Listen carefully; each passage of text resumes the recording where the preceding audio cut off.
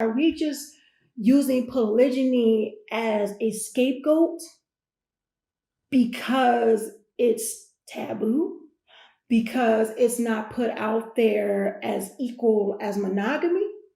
Because some people may look at it as legalized cheating, which that's not what it is.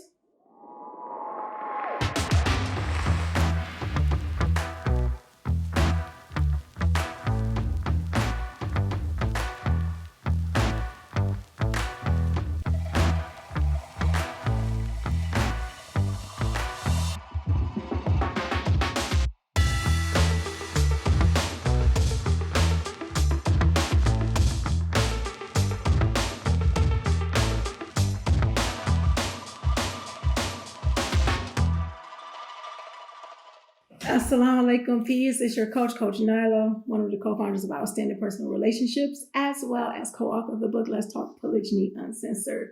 So is your EI an EI-O? Oh my gosh, yeah.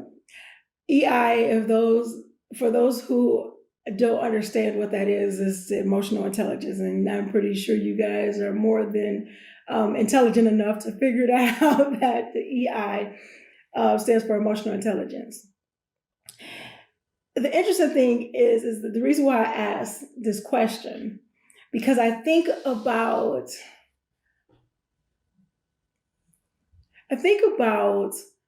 polygyny and not just polygyny, just emotional intelligence, period. Like how we deal with certain situations, period. It doesn't have to be polygyny.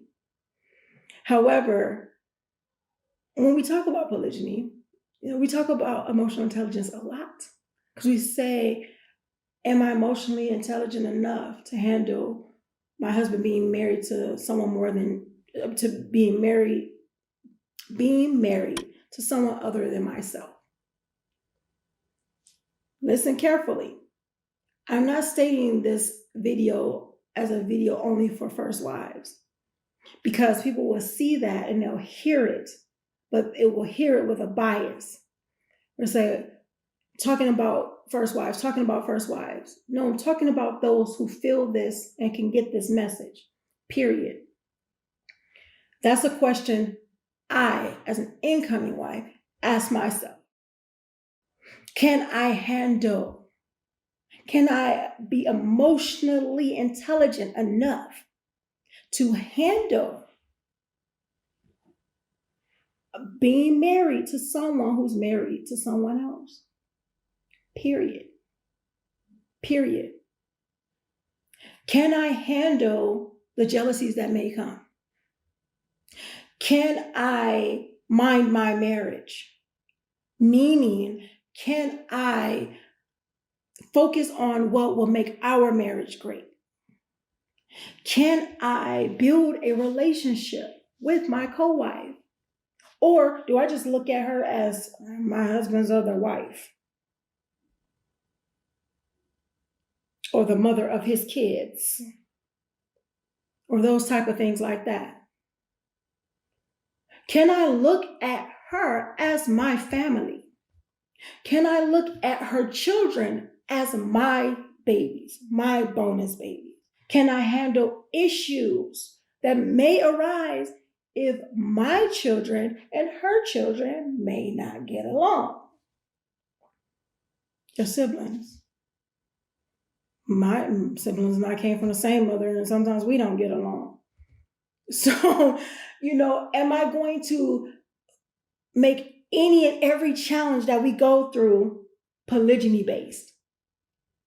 For example, oh, he can't handle this and that, whatever. It's because he loves her more. Oh, this jealousy here is because it's polygyny. Oh, the kids don't get along because it's polygyny. Or the wives don't get along because it's polygyny. These type of things. It's like, is it polygyny based or is it emotionally intelligence based? Is it emotional intelligence based? So those type of things. We have to ask ourselves, are we just using polygyny as a scapegoat because it's taboo, because it's not put out there as equal as monogamy, because some people may look at it as legalized cheating, which that's not what it is. And we have videos talking about that all across the board, so I'm not going to extend this video any longer talking about that.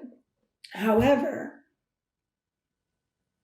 we have to ask ourselves, are we emotionally intelligent enough to handle challenges? Are we emotionally intelligent enough to see growth through the process? Are we emotionally intelligent enough to see our faults in it or what we could have done better? So is our EI an uh-oh? Or is it a yay, yippee yahoo, or whatever the heck else you can put? That's supposed to be a thumbs up type of thing. So, and I said it before, we have to ask ourselves these questions. That's it. The long and the short of it. Ask ourselves these questions and not look at the challenges that we have if we are in polygyny. Look at the challenges that we have as challenges in itself, not polygyny challenges. You get what I'm saying? Because there are times when we will blame it on polygyny. Because there will be times that we will blame it on polygyny. We will say, well, this wasn't the way that it should have been because of polygyny. The kids don't enjoy each other, or they don't like each other because of polygyny. They're siblings. I have siblings that I don't get along with all the time, and we have the same mother. It has nothing to do with anything dealing with polygyny. That's just a way of life. I'm pretty sure if you guys have siblings out there, you are understanding me right now. Or to be, the wives don't get along. It's because of polygyny. The husband seems to be leaning towards this wife or feeling this other because of polygyny. No, it's because it's dealing with emotional intelligence. If the husband is leaning, his emotional intelligence may need to be checked. If co-wives are arguing and fighting, their emotional intelligence may need to be checked. If the kids aren't getting along, maybe their emotional intelligence needs to be checked, as well as the parents and the adults, because the kids may be picking up on what the adults are doing. So we need to stop making issues, challenges, and problems in polygyny a polygyny thing. It's an emotional intelligence thing. We got to understand that. And I'm not saying that in order to be emotionally intelligent that you just have to have it all figured out and have to do it right every single time or anything like that. No, emotional intelligence is knowing when there are problems, when things aren't right, when you're not right, when you need to get right, and work on that and make it right. That's where that comes. That's when that comes into play. It's not about having it all together. Who does that? Who? Tell me, please. I know in 12 years of polygyny, I ain't got it all together. I ain't got it all right. We're still learning.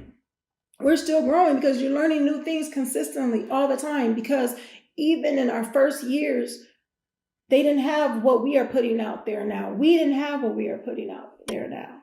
And still now in year 12, or, going on to that, all that other good stuff, it's not there. We're finding it. We're working on it. We're building it. We're creating it. We learned it. Some things we perfected, some things not so much, some things we're, however, when it comes to coaching, when it comes to coaches, when it comes to trainers, it's not because they have it. They're not coaches and trainers because they have it all together. They're coaches and trainers because on what they are working on and what they are training on, they know what works. They know what doesn't work.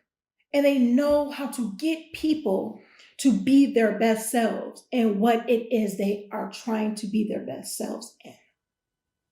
Right?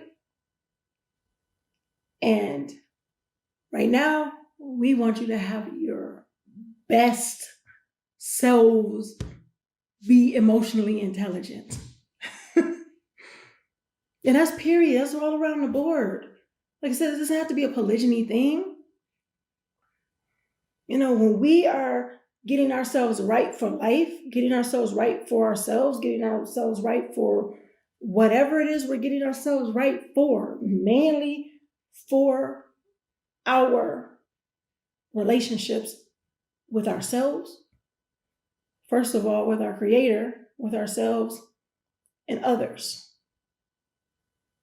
And we need to work on ourselves more than we work on anything else. And that's getting that EI right. So, if you guys made it this far, congratulations. Thanks for sticking with me. And put in the comments, EI, right. The letter E, the letter I, right. Because it's about getting your EI right, getting that emotional intelligence right. Don't allow it to be an EI, uh-oh. Make sure we get it right. All right? So make sure you're growing intentionally, loving fearlessly, and connecting on a higher level every single day. I enjoy you guys. Make sure you subscribe if you haven't already. And if you like this video, hit the thumbs up and share it, because sharing is caring. Until next time, I'll see you soon. Assalamu alaikum. Peace. We are also the authors of the new ebook, The Polygamy Roadmap. 2 different roadmaps, one specifically for men and the other for women. Naturally. So no matter where somebody is in their journey, whether they're considering it and what's required, especially men I'm talking to, I share the 5 requisites on really what it takes to build a healthy, successful polygynous family unit. So with that being said, make sure if you're a man and if you're serious, not just curious, you take action and get it today. And in the women's polygamy roadmap, we talk about the different feelings that women might go through with emotions of fear, challenge, betrayal, jealousy. Yes, and we give you some good insight as well as tips, anecdotes, as well as some of our stories of struggle in the polygamy roadmap too for women. And you will find out really how to have a type of confidence in yourself after reading this. I'm truly, truly in the mindset that you would anyway. Indeed. So do what you got to do. And that means go to polygamyroadmap.com, grab your copy. We look forward to you benefiting from it and joining us in our private community. With that being said, Assalamu alaikum. Peace.